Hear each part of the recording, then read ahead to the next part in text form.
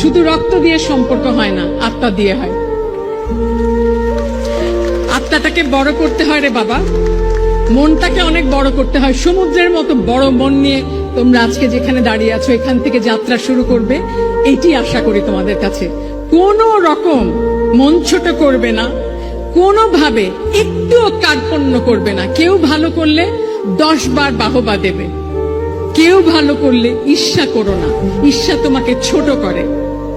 এবং আরেকটি জিনিস মনে রেখো, আমাদের জীবনে আমরা এমন একটা জায়গায় এসে পৌঁছেছি যেখানে আমরা শুধু কিন্তু তির্যক সমালোচনায় মেতে থাকি। সমালোচনাটাকে গঠনমূলক করো, যেন আজকে দাঁড়িয়ে সমালোচনা যেটা করছো, যাকে সমালোচনা করছো তাকে গিয়ে পর মুহূর্তে জড়িয়ে ধরে বলতে পারবে যে ভাই আমি তোমার ভালো চেয়েছি বলে তোমার জন্য সমালোচনাটা করলাম। কিচ্ছু জানি না কিন্তু আমরা, কিন্তু এক একজন এক একটা মহা আসনে আসীন হয়ে মনে করি যে সব জানি।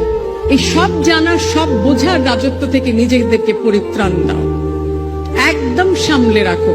কারণ এই অহমিকা বোধ, এই সারাক্ষণ ইগো নিয়ে খেলা, এটি একটি মারাত্মক বিপজ্জনক খেলা। আমরা কেউ না, আমাদের পদ, আমাদের বর্তমান পরিস্থিতি, যত বড় লোক হই, যত শক্তিশালী হই, কেউ না আমরা।